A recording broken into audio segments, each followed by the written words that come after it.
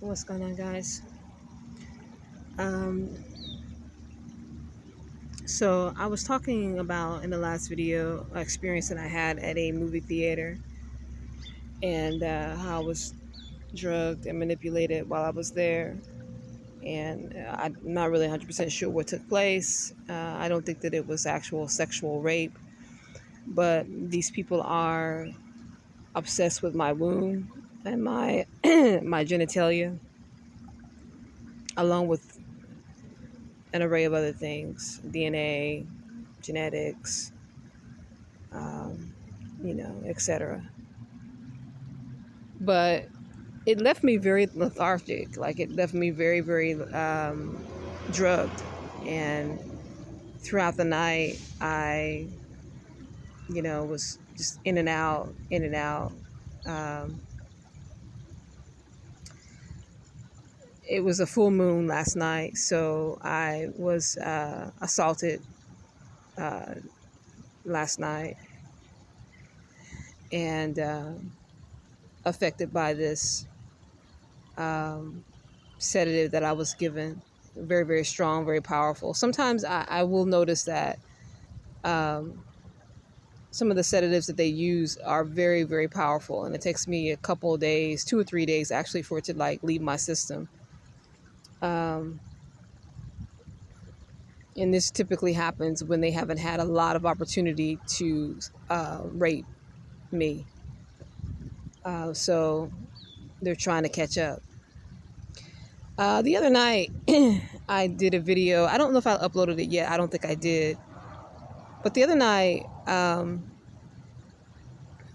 I was at the gas station that I typically go to, and I was talking to the clerk just to pass time, and just also to see people come in, my perps come in, the rapists come in looking for me because I'm not at the location that I'm supposed to be at the time. And it also burns them up, makes them very, very angry to see me talking to other men, to see that the possibility of me having consensual sex with somebody, and forging a relationship and having a loving relationship with someone. It's something that really, really frightens them. So they're very aggressive when they see me talking to another man. And right now, like, my speech is slurred because I'm still dealing with the sedatives that's in my system. Still extremely drugged, extremely sedated from last night.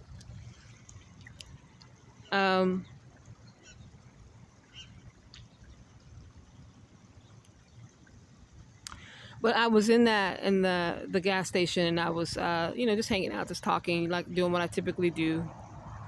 And this black guy comes in, and I recognize him from the bus, and he looks very familiar. I'm not really sure where I know him from, where I've seen him from before, other than the bus.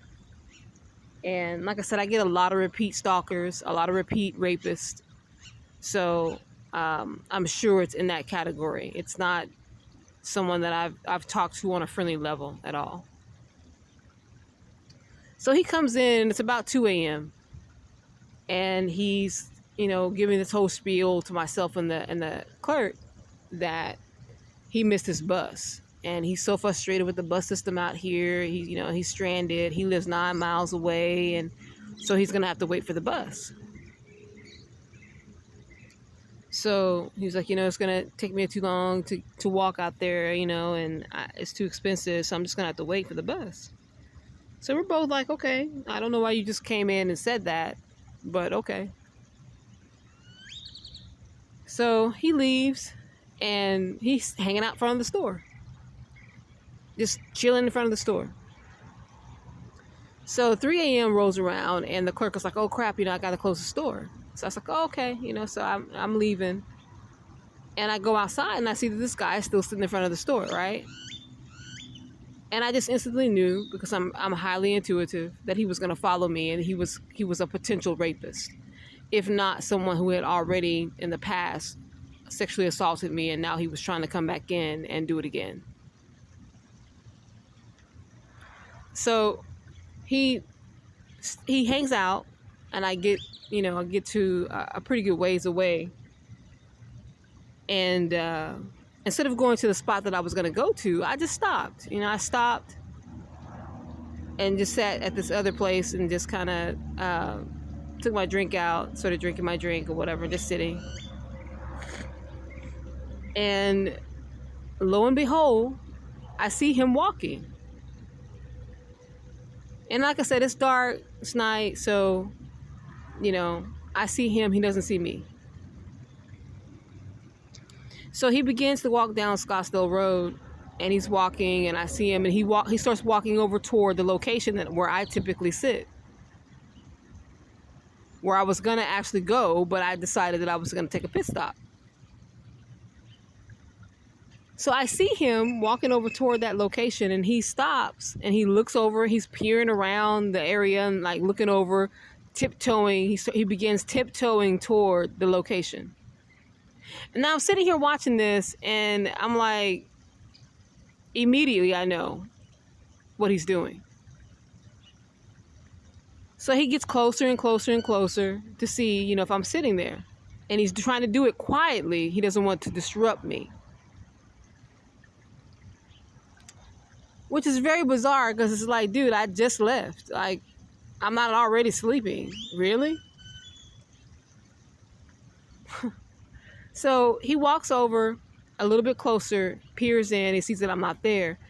And it seems like he paused, and it seems like someone was talking to him. Just the way he was acting, like, because it seemed like he was going to go ahead and walk over all the way, but then he stopped. Like somebody was like, no, dude, don't go all the way over there. She's watching you.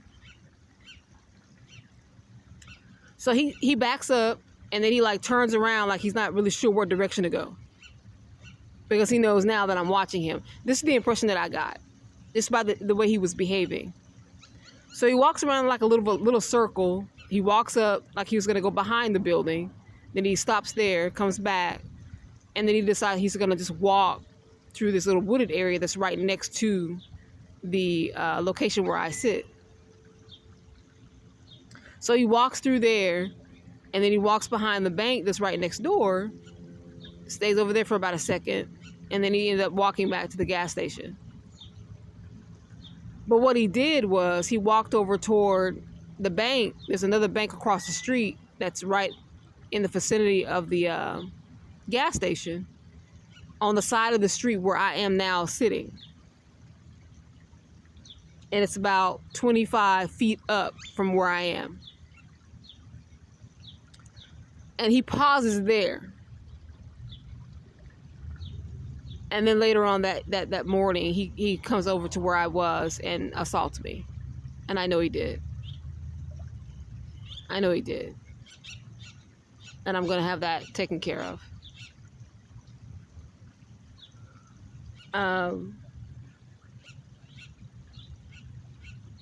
This is how these people do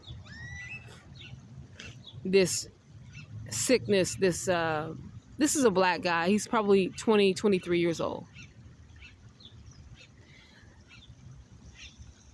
He knows what he's doing is against the law. He knows what he's doing is something that I do not want him to do. He knows that what he's doing is rape. But he's participating in it anyway. This is the thing that I want to highlight outside of the many other things that I said in this conversation. But when you're behind the veil and you're able to see just how animalistic and just how sick these men are, and it doesn't matter how old they are, it doesn't matter if they're in that category of being unattractive or being unwanted by society or whatever, blah, blah, blah, they still are undomesticated. Self-control does not exist. And it let me know, and this is something that I've been aware of for a while, that if a man could get away with raping and violating a woman that he desired and he knew he would never have a chance with, and he wouldn't have to go to prison, he wouldn't have to be held accountable, he would totally do it. There's nothing governing a man from violating a woman but a law, and the fear of going to prison and being violated that same way themselves. Let's meditate on that. The only thing that keeps you from having to live in a world yet, well, I'll take that back.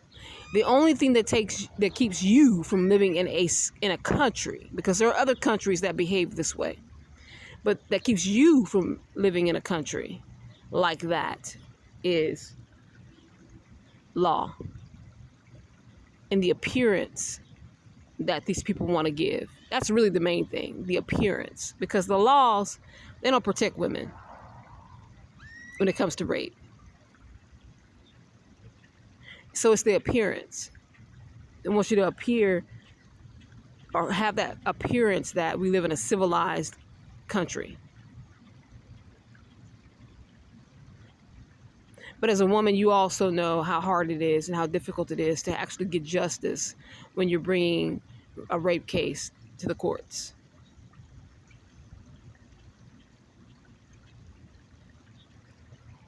Again, this black man, this black dog, was very young.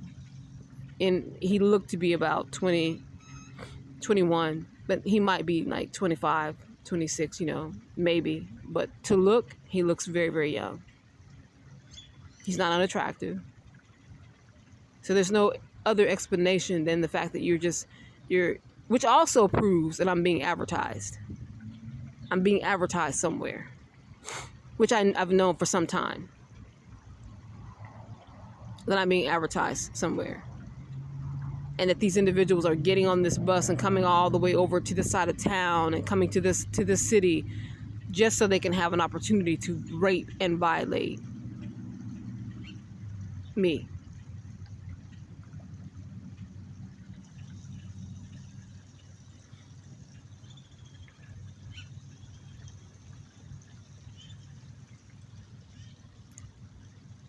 Not the first time that I've had something that overt happen, but, and then like I said, by the time I got my phone out to record, I